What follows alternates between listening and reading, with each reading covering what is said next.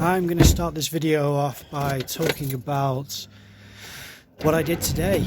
I went to go and pick up a couple of pieces that I still had in the framers.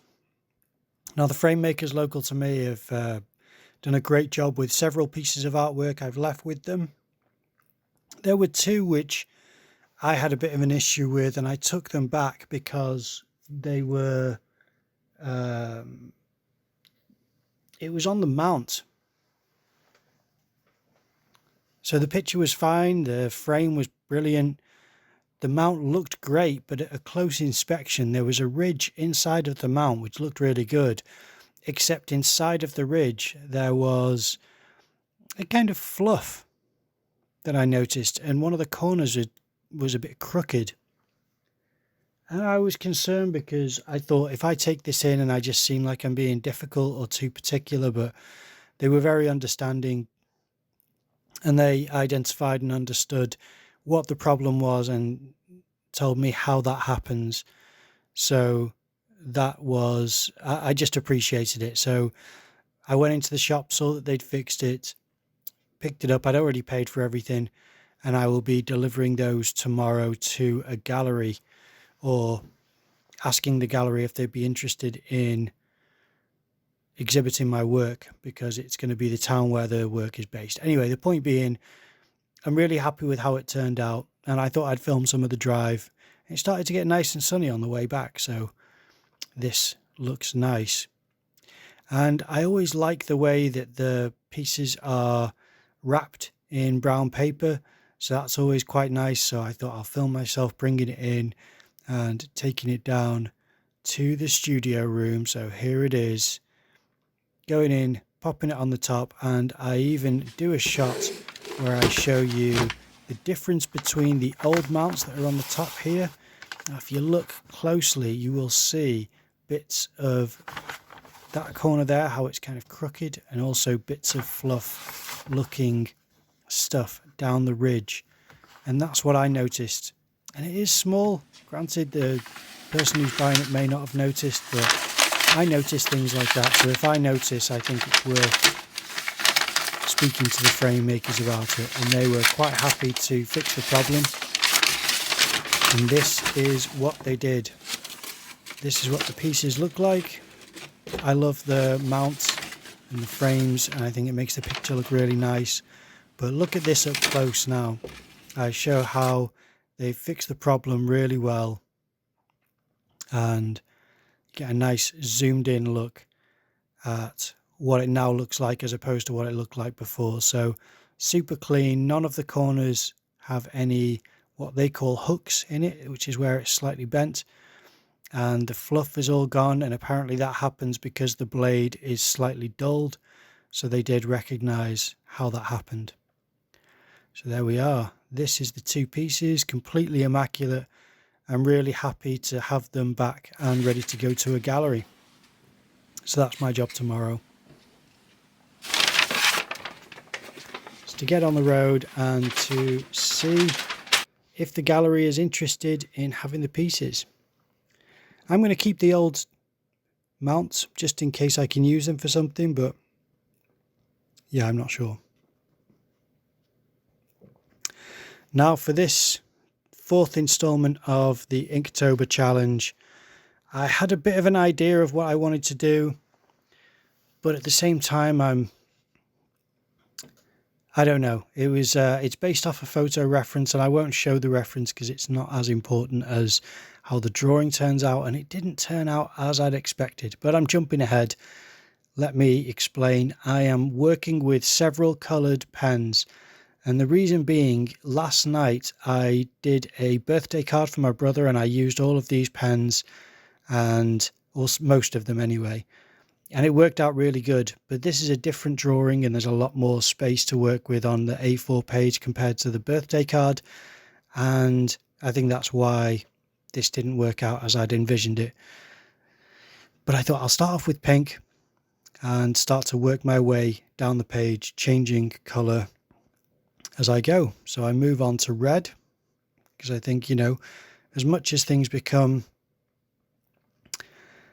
deeper and richer in colour as they get into the foreground, so red should have been left for the foreground. I had this idea of pink, red, orange, maybe yellow, I'm not sure.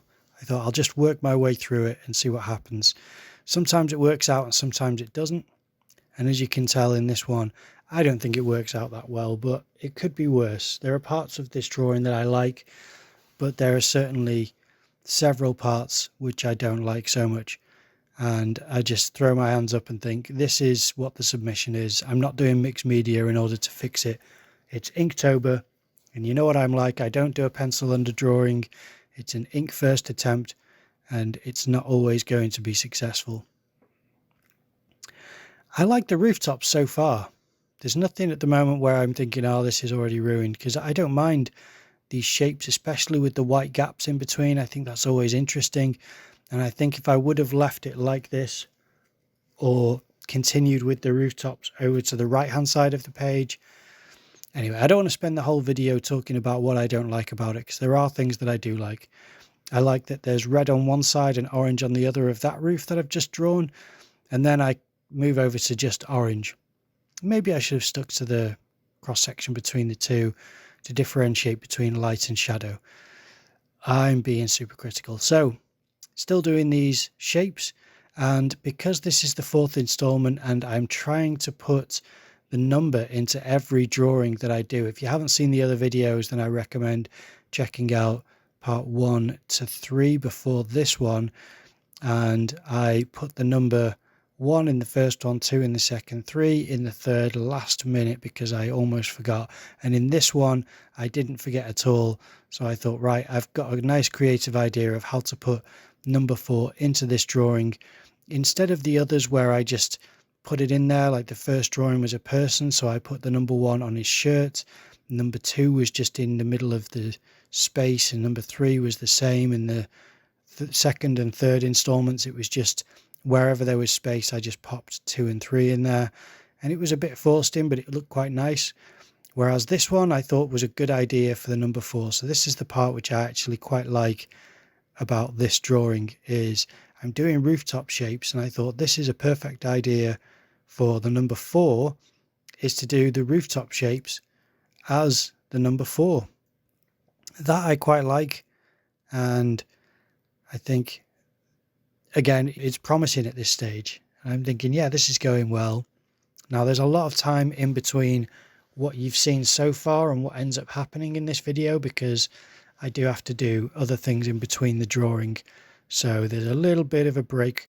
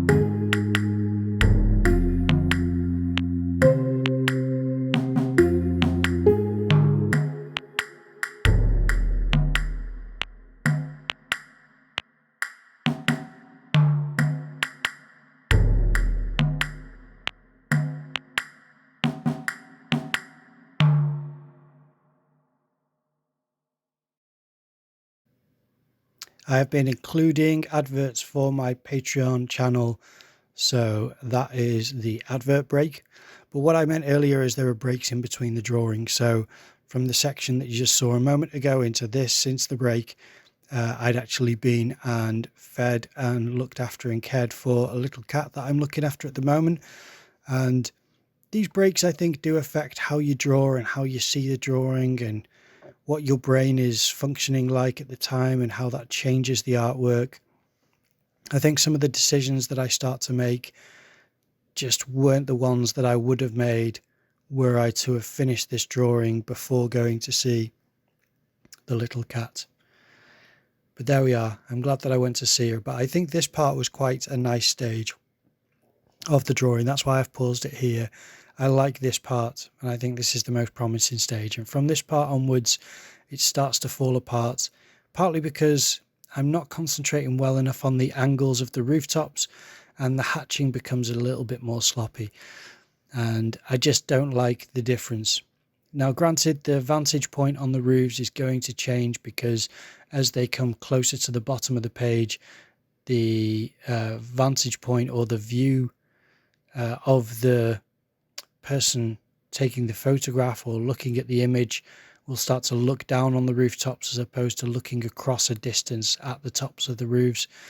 So that would happen, but not to the extent that I've drawn it. So I just don't like the angles that I've done. It sort of ruins the look of the roofs, and that was part of what made the other ones work for me, is the perspective. And the perspective here starts to get lost a little bit, and that bugs me.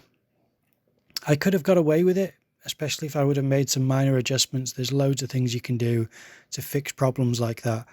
But instead, I just, make impulsive decisions, and based on the photo reference, I start to try to do bits of foliage with a yellow pen to start off with for the lightest part of trees and hedges and bushes and bits that I see, and then a light green pen to cut into that yellow and start to establish a bit of a shadow side, even though that will be more of a mid-tone, because I do have a darker green which can work some of the shadow, and then I also have another pen that can do darker shadow again. So this is the darker green, so you can see it's getting a bit more shadow in the hedges, but it's not really establishing the environment as well as I intended.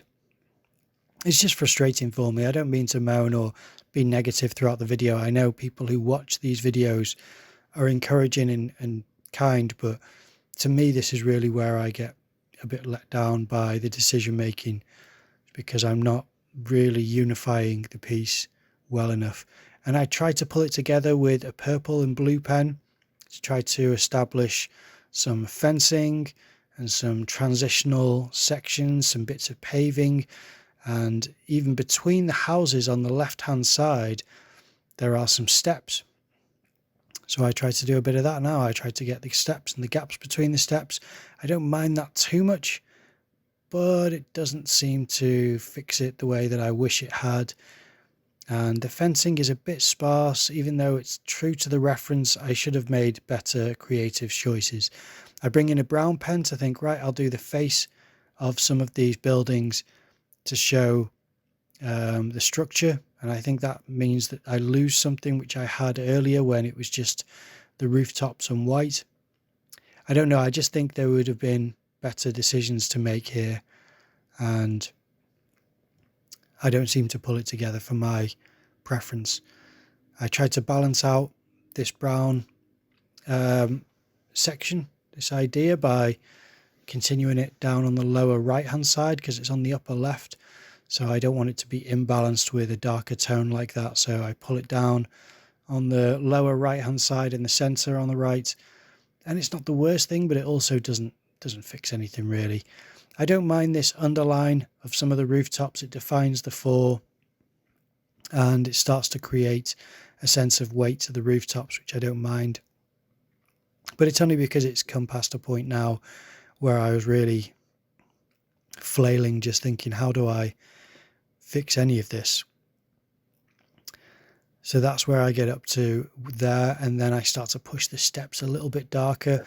And it's just, I am just concerned that, I've spent a lot of time drawing, and now I'm at this point where it's just trying to polish something which should have been drawn better and considered better. I don't. It's not as bad as I'm making out, I suppose, but it's just, I don't know. I'd rather do better than this, especially with coloured pens that have so much potential. Maybe I should have pulled out my other coloured pens and done larger washes of colour throughout the piece, but I used these fine liner type of nibs and was trying to hatch my way into something better, and that's where I got up to. I did a little border at the bottom, I don't know why, with a marker pen, and that's all I've got is this weird part mount at the bottom.